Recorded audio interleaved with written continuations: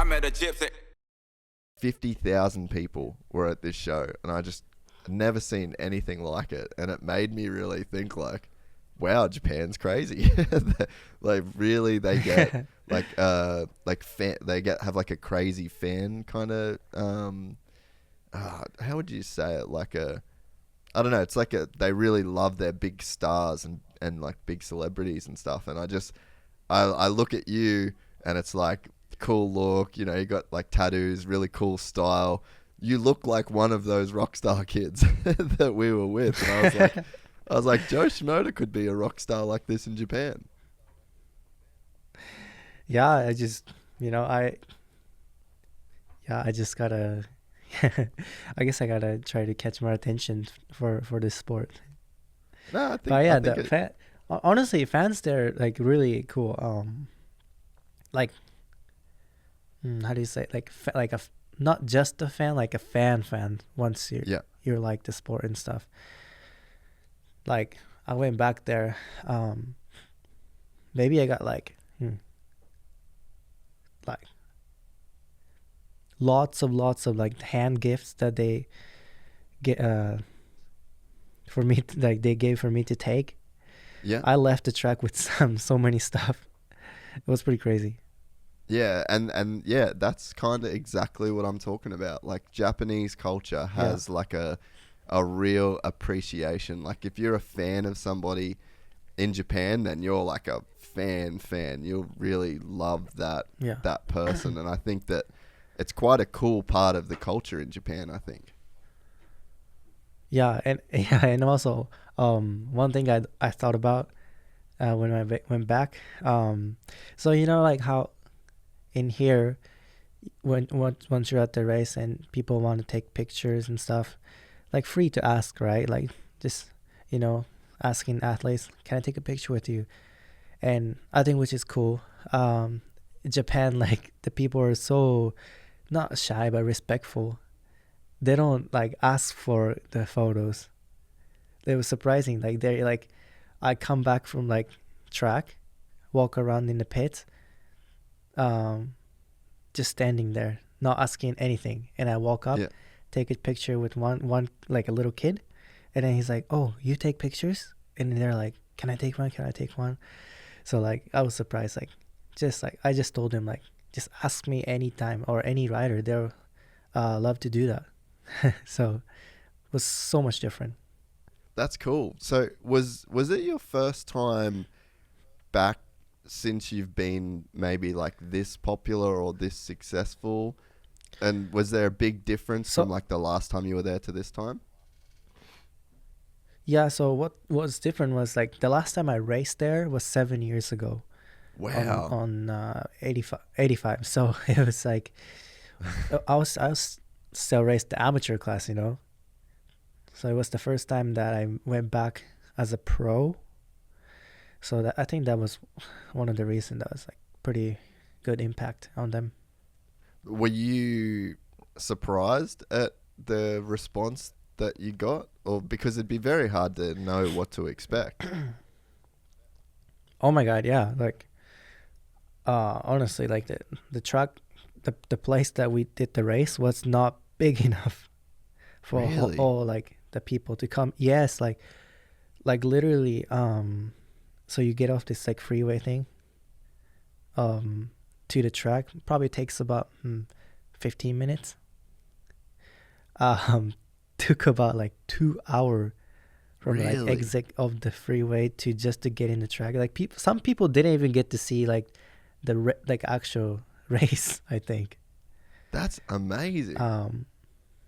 Yeah, like honestly, like really surprised me. I'll like come off of the van or like the semi that they provide for me. Like I kind of wanted to like watch the track and stuff, like look other riders, but I couldn't even get to the track because so many people like asking for like handshake or something. So yeah, it was honestly like it surprised me. It threw me off.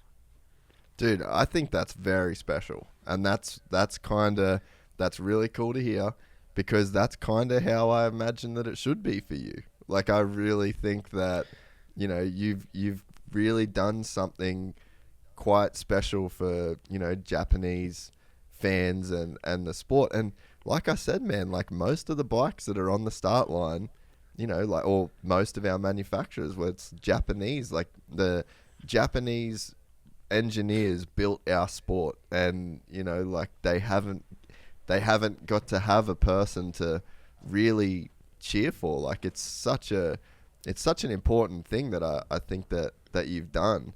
And it's also quite cool that you're willing to like lean into it, and you're willing to like almost give yourself to that cause, because I think that, you know, there's different attitudes you could take.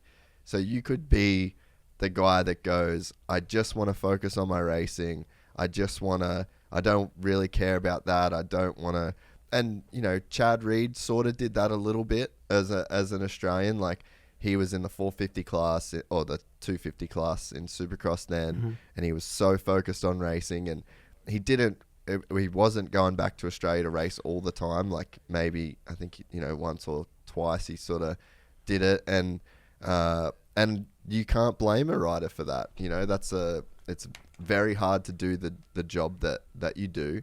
But yeah, I just think it's very cool that you're so committed to your racing. You're putting in the results that you're putting in, but at the same time, you're also dedicated to going back to your country and being the role model and being the ambassador.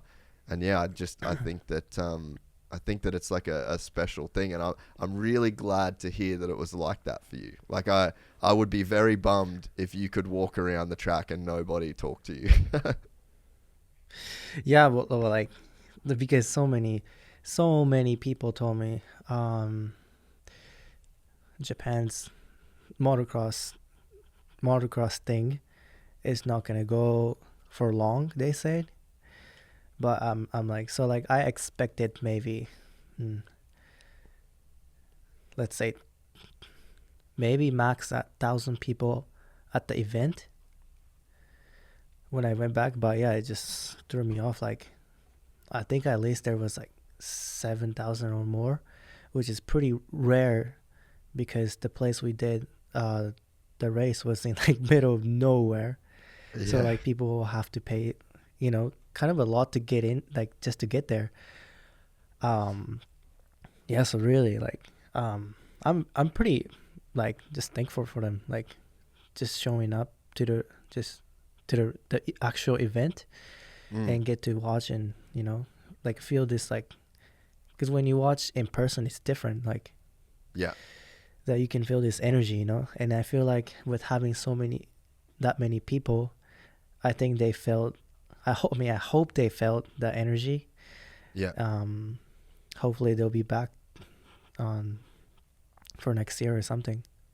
So do you think you'll do the same thing? Like, is it maybe just going to be a thing that you do every year? You'll try and go back and do one of those Japanese races?